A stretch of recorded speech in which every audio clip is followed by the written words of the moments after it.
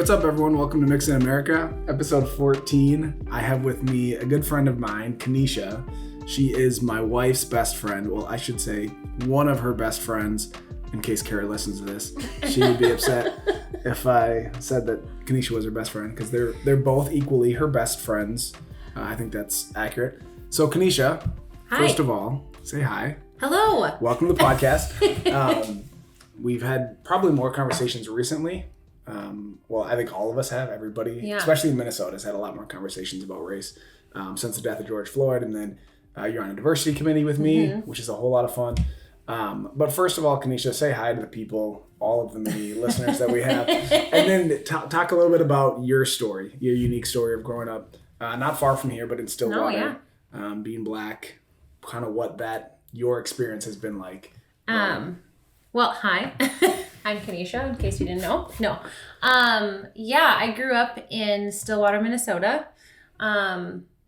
It's like the historic town of Minnesota, but I definitely grew up as like one of two, I think, Black kids in that area, or Black families. So my life certainly has been a little different, I think, than, I wouldn't say most, but it's definitely been different. It's not like you're from the inner city, right? No. I think people, I actually talked about this with Thomas Maplewood. in the last one, where people assume that urban is a word that people like almost interchange with Black. And they do, like they think that's a more politically correct way to say Black is to say urban. But that's saying that all Black people are from the inner city. And that's way worse, in my opinion. So you're not from the inner city. No, definitely not. But that also, like, and one of the things, again, talked about with Thomas in the last one, is we all have different experiences, right? Like, there's not a Black experience, right? Yeah.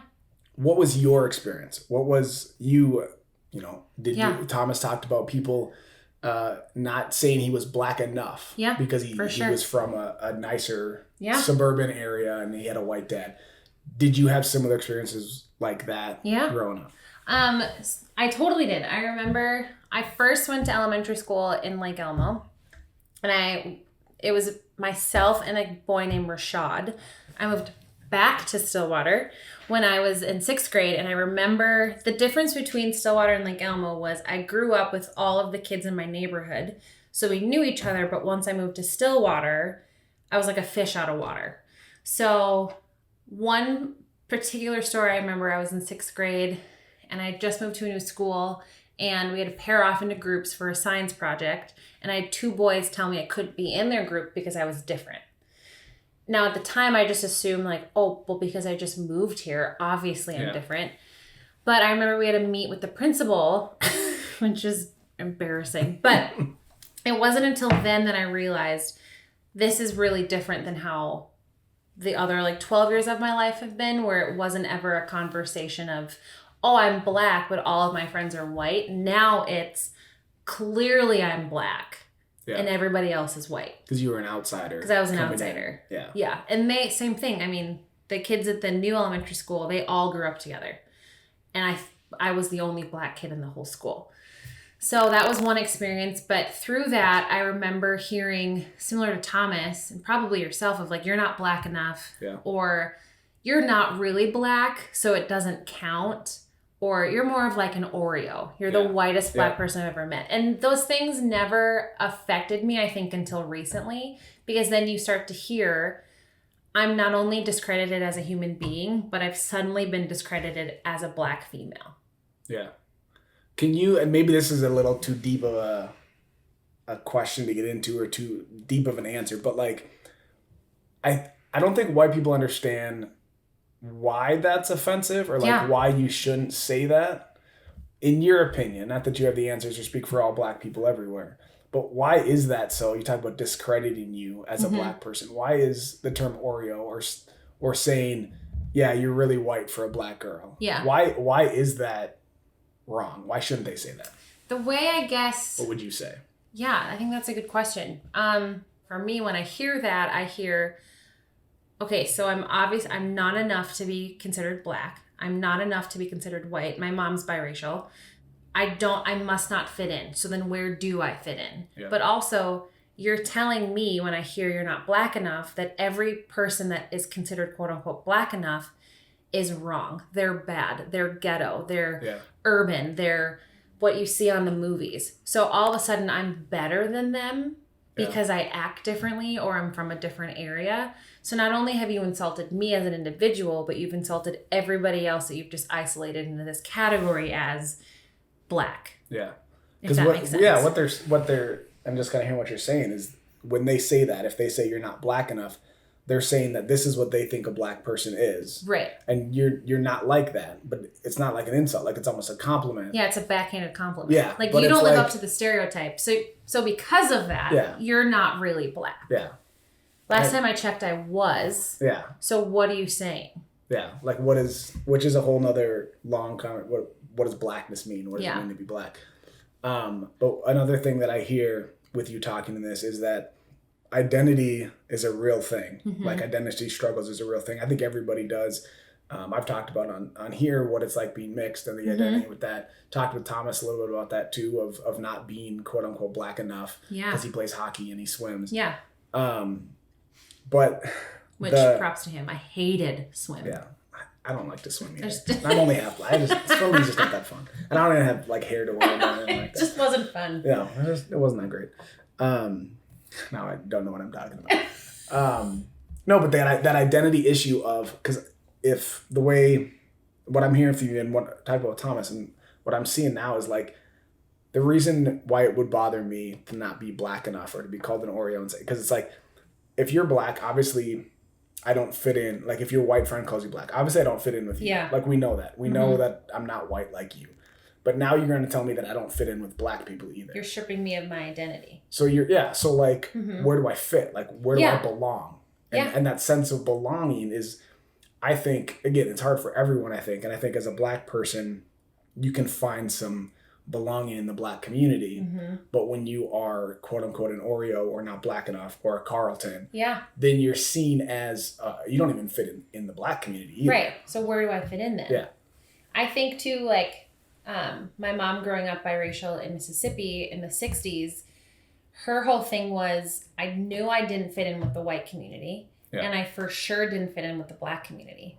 Just like in the Miles McPherson book, she was called high yeller, which was a term of like, you just have yellow skin. Like you're different, you're mixed, whatever. So hearing that as a kid and then now thinking back on it as an adult, it's like, I do understand the how do I say it? Like the severity of that statement, because you're telling me I can't fit in anywhere. Yeah. So then where do I fit in? Yeah. I know that I'm more than just the color of my skin, but that is a big part of who I am. Yeah. But when you tell me you're not black enough or you're an Oreo, then where am I supposed to go? Yeah.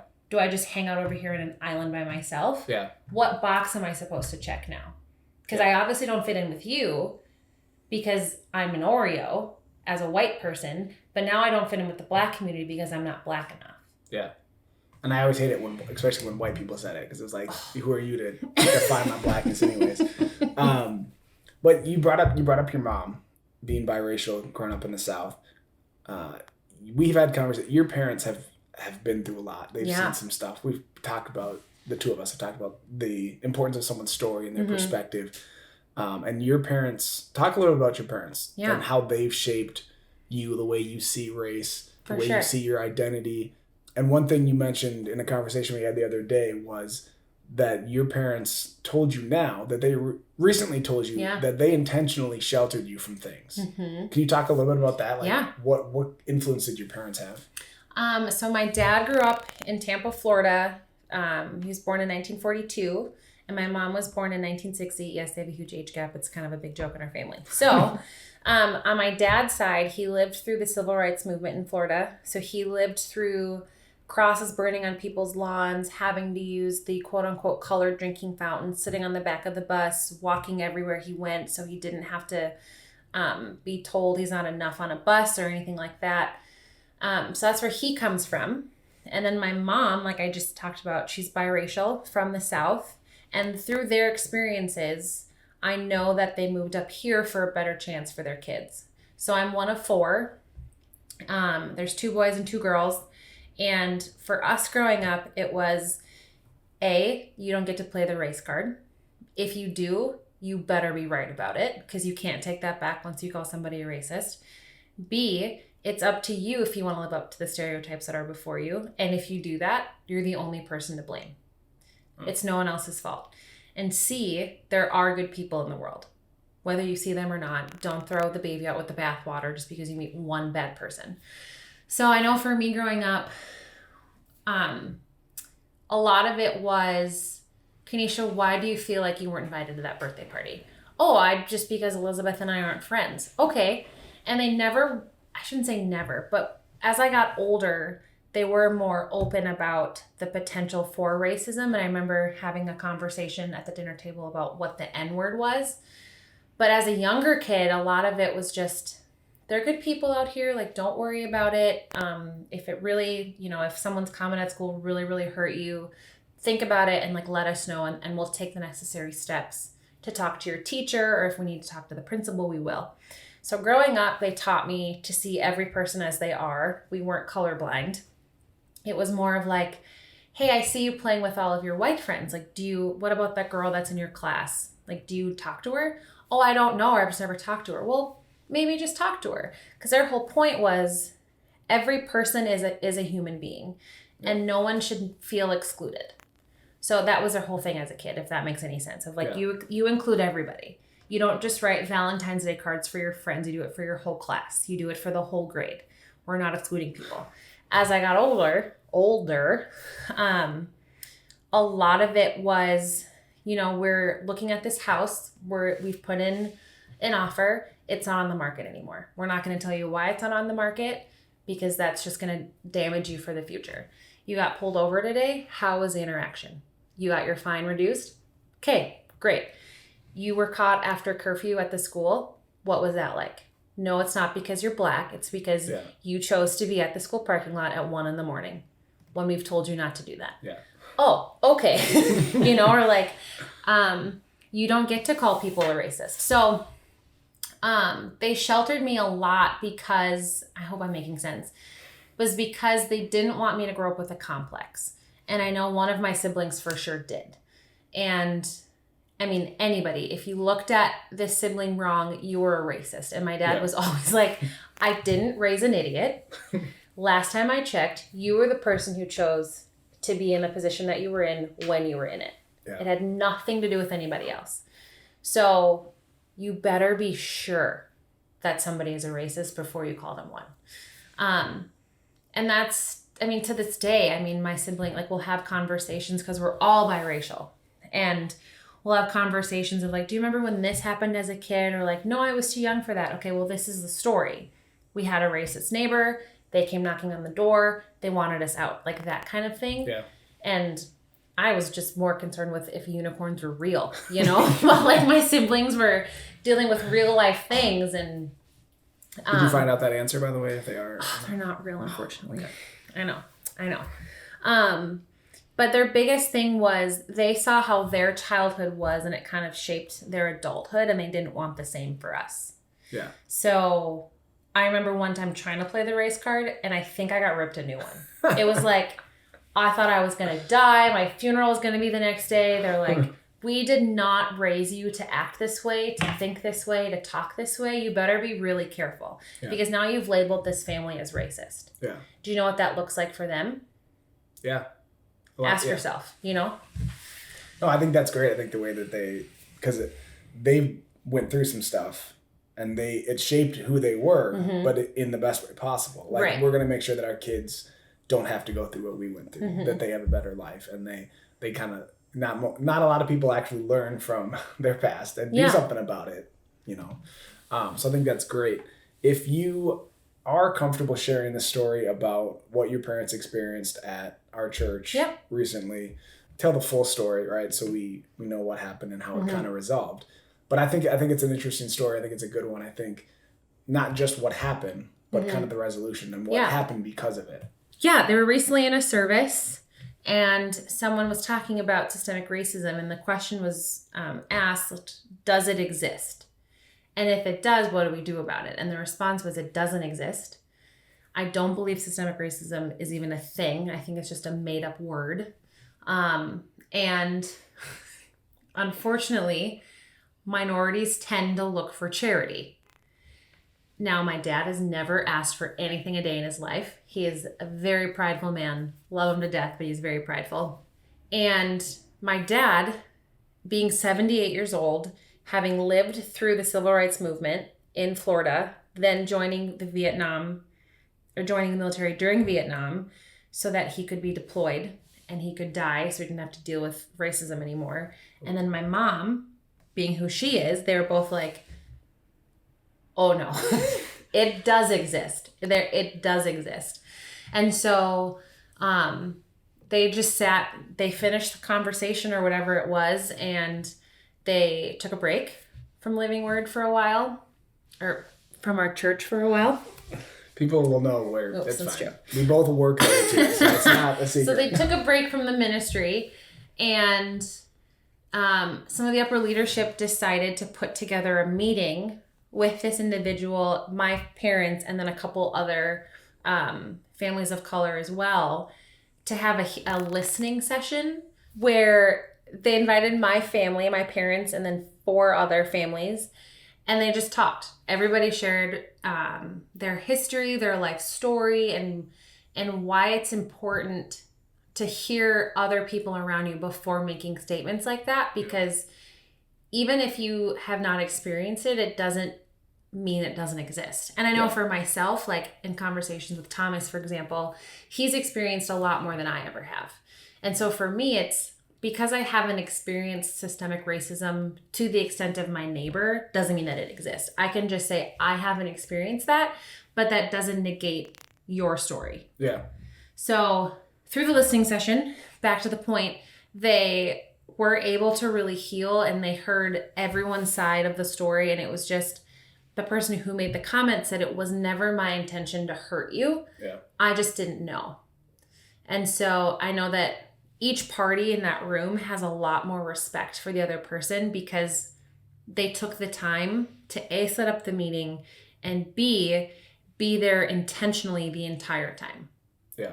And it was like, we're not going to leave until this is resolved. Yeah. So where do we go from here? And I give credit where credit's due. Like, I think that's a good thing. Like, I think a lot of the problems, especially like now, I feel like it's getting harder and harder for, I'll generalize, white people from the suburbs to accept that maybe they were wrong about some things. Mm-hmm. Or like, you can't ignore, especially when George Floyd happened here in the Twin Cities. Like, you can't ignore potential problems, right? That could be out there, right? Like, you can argue about to what extent does systemic racism exist, or to what extent are Black people mistreated in this country, but you can't completely ignore it anymore. And so for people to actually admit that maybe I was wrong about something, maybe I didn't understand the full story. Yeah. There has to be room for that, because what happens is you say something, let's say they say something, a white person says something, people want to label them a racist, and now they can't. It's like, well, maybe I just didn't know, or maybe back then I did have some things that weren't. We don't leave room for you to change your mind and to even admit, I'm sorry that I was wrong. Yeah, like that's a big deal that he would admit that maybe I can learn something from people and who you are, and these people matter more than whatever my thoughts and political opinions are. Exactly, and like, that was the whole point. The people matter more. Of being empathetic enough to say, you know what, no matter what side we're on the spectrum, you do matter and your story does matter. So I apologize for negating that and taking your voice away by standing up and saying it does not exist. Yeah. I do want to talk a little bit about, you're on the diversity committee with me at Living Word. They give our church credit. We both work at Living Word. We both go to, sorry. you just get more Black now that you're talking about diversity committee. Diversity committee. She said it's time. She's ready. But again, giving our church, our employer, credit of, let's have this diversity committee. We're on this together. Before we joined, we both talked to each other whether we wanted to do it or not. How has that diversity committee gone for you? Don't like name names or don't like get mad at anything. But like, do you think that that's a good direction? Do you think it's been helpful for you? Do you think it will be helpful for the staff, congregation, ultimately the community? For sure. I think the important thing is one of the leadership said, like, this isn't an initiative to just take to say that we're doing something to be better, but think about it in the future sense of we want to make sure Living Word is a hospital and it's empathetic and it's sympathetic and it's open to hearing other people. So that's the lens that I view the diversity committee in. I mean, we could talk all day about the first round and how that was amazing, but progress over perfection for sure. I think with this one, I'm hopeful that with the committee, the people that are on it, we are all under the understanding that we want to make the future better. And we are the youngest on the committee. And so the way I think about it is I want to make sure that my kids are comfortable enough going into church. And I want them to know if something happens, I know that somebody has my back versus, sorry, Susie, can't help you, you know? So I do look forward to that. And I think this is something, because times have changed. I don't think, I mean, my dad was even saying it to my husband and I of like, you young people aren't going to stand for what I've had to stand for. Yeah. You guys are done. Like this younger generation, you guys are fed up with the stories. You're fed up with the fact that it's still happening. And that's how I view the diversity committee. It's like, we're done.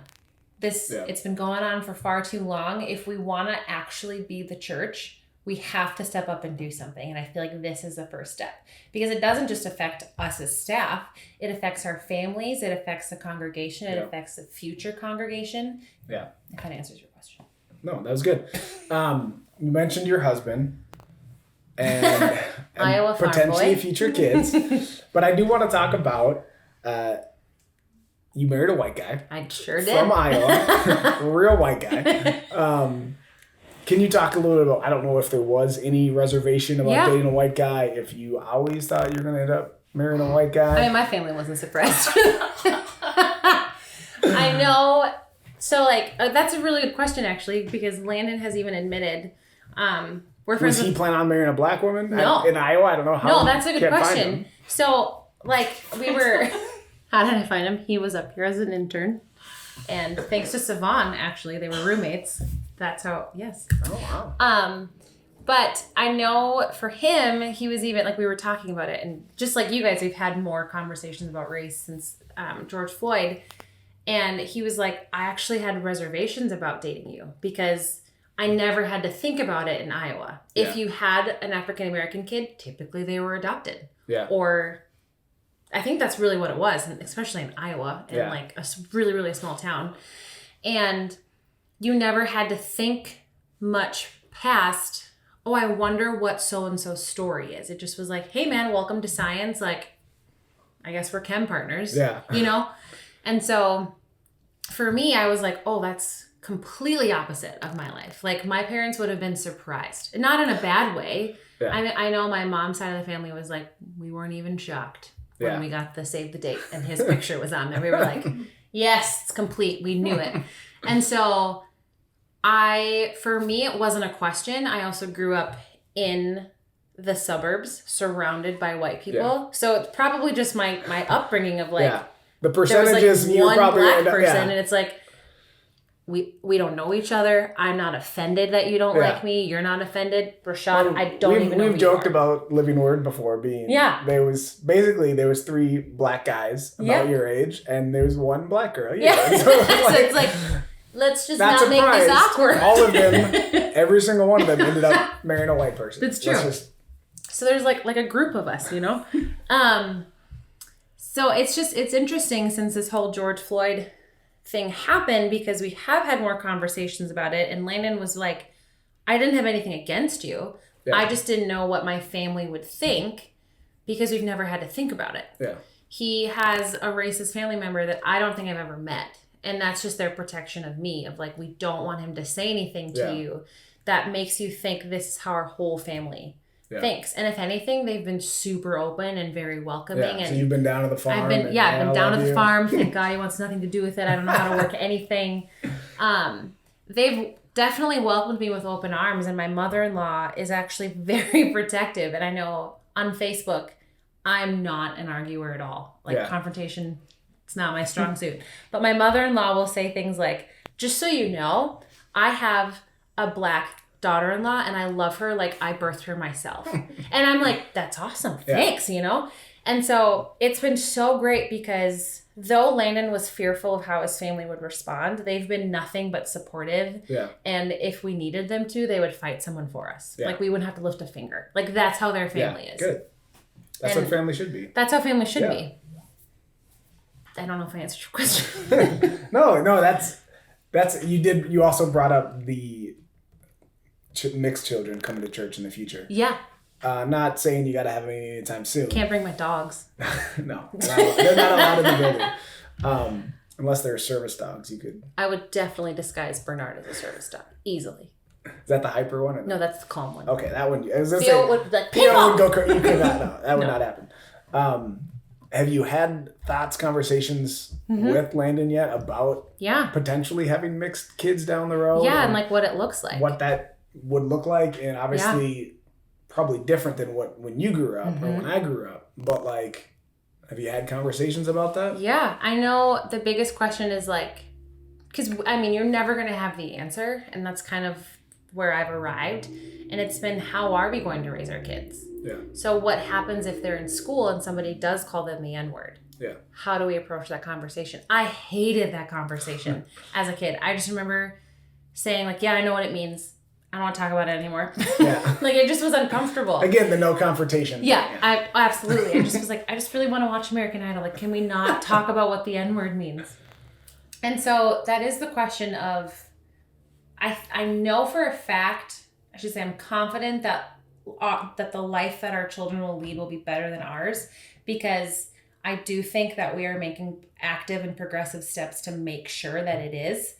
But it still raises a question of how are we going to navigate that? Do we want to be in a more diverse location so that our kids have friends of all different shapes and colors and sizes and all that kind of stuff? Or do we want to stay because we live out in the country? So it's like, it's just me, you know? So it is, I don't know what that's going to look like. What do we want? Do we want to make race a heavy topic in the home, or do we want to keep it lighthearted but with serious mixed in there? Because I know for me, and it's probably to an extent maybe unhealthy, but I'm super thankful my parents raised me the way that they did, because race is honestly the last thing that I think about. Yeah. In the sense of like, if I have a problem with someone, I'm like, well, I probably could have answered that email a little bit nicer. Yeah. It has nothing to do with the color of my skin. Instead, it was, I knew in that moment I could not be Jesus, and I just continued to just go with whatever I wanted to say. Yeah.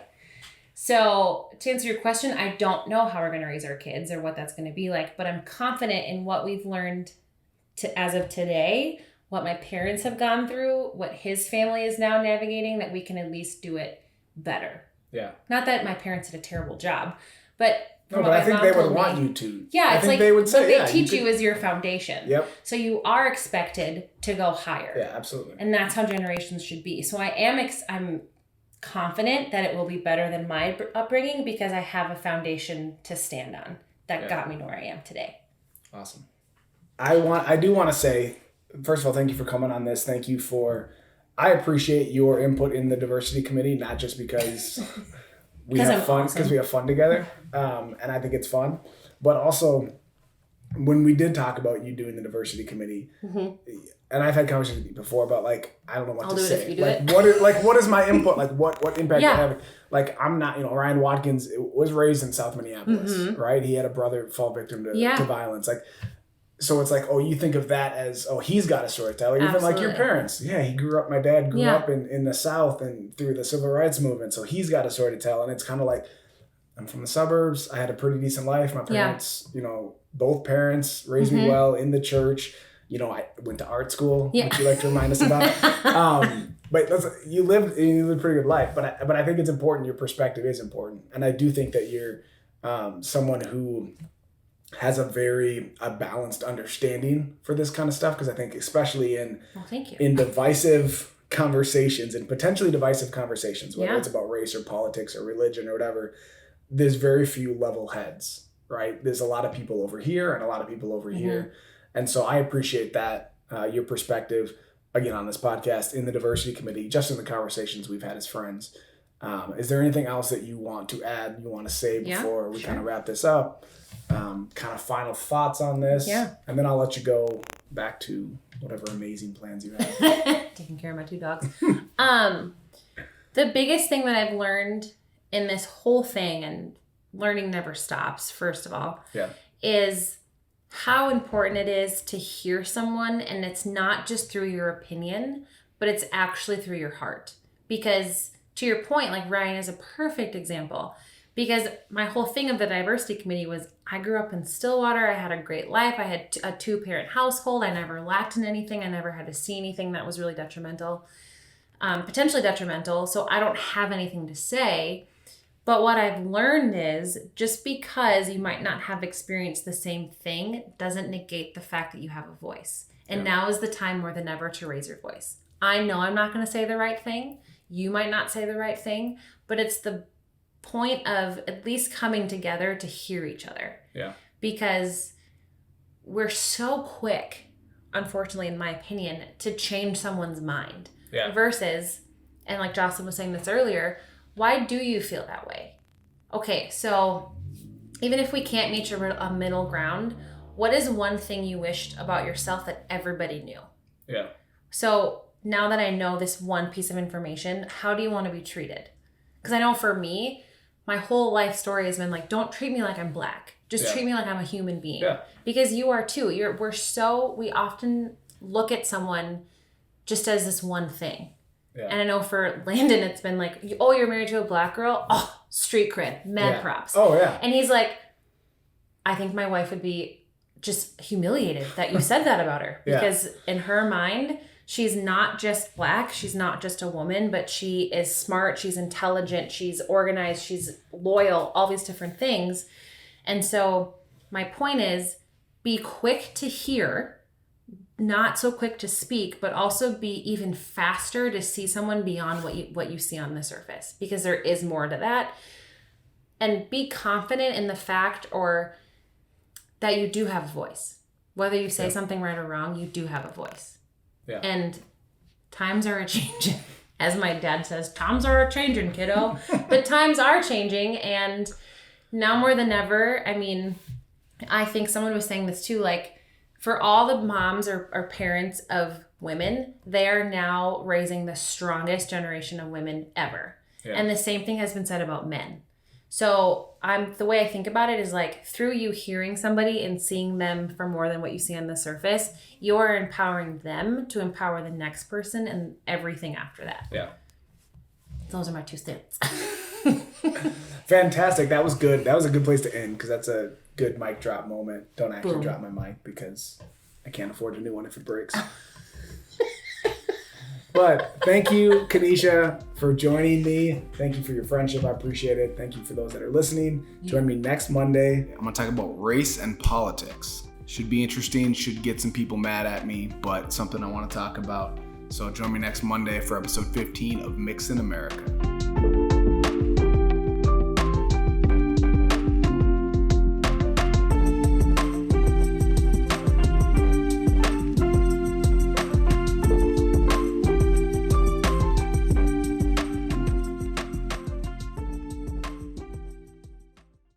Hey, thanks for watching my video. I hope you liked it. If you did, can you do 3 things for me? Can you like the video, subscribe to my channel, and tell your friends?